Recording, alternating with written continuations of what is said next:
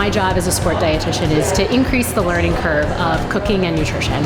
So eventually everybody figures it out, but we have some young players that have a lot of talent, and maybe they haven't learned some of the simple lifestyle skills of cooking your own meal.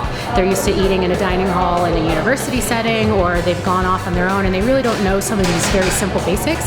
Throughout a long week of training, tournament play, they really need to focus on what they're putting in their bodies so they can bounce back from it. Trying to find the right recipe and trying to please everyone is always a little hard, but today we made some salmon with quinoa and roasted asparagus, and I chose salmon and really just fish because I find a lot of people are really intimidated by fish. They just think it's so hard to cook, or if you don't do it right then you're gonna get sick, all those things that kind of just go along with preparing seafood. I just think people are intimidated by it, so that's why I wanted to get them in here, see how easy it is.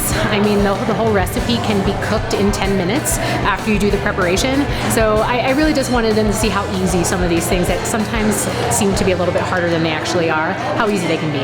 It's not just the fueling of the activity they're doing, it's the recovery too. A lot of times with our elite athletes and our Olympic athletes, they're pushing themselves as hard as they can in training to get maximal adaptation from that training. So a lot of times it's fueling it, but then also to recovering from it so that you can do it again. So it's the crowd pleaser is the Power Bites or the almond butter bars, and really it's all healthy, all natural sources of sugar and all natural fats as well, and all the ingredients that are going into those. So instead of buying some of the bars where some of the ingredients you just really don't know what they are, everything that's going in there, and they actually tasted pretty good. So I think we had success in that recipe.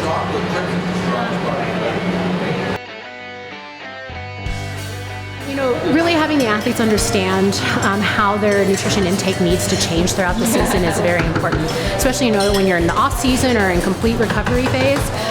Really don't need to have as much carbohydrate, so really focusing on where those carbohydrates are coming from. So it's really in the carbs, and then if they're working really hard in the weight room, doing a lot of strength and conditioning, protein needs to go up as well. And again, we try to educate on where you can find those all natural sources of protein from. And these girls really know, and they've really they've educated themselves, and I hope I've helped them along the way just to realize that you can get all natural foods on your plate that will give you everything that you need.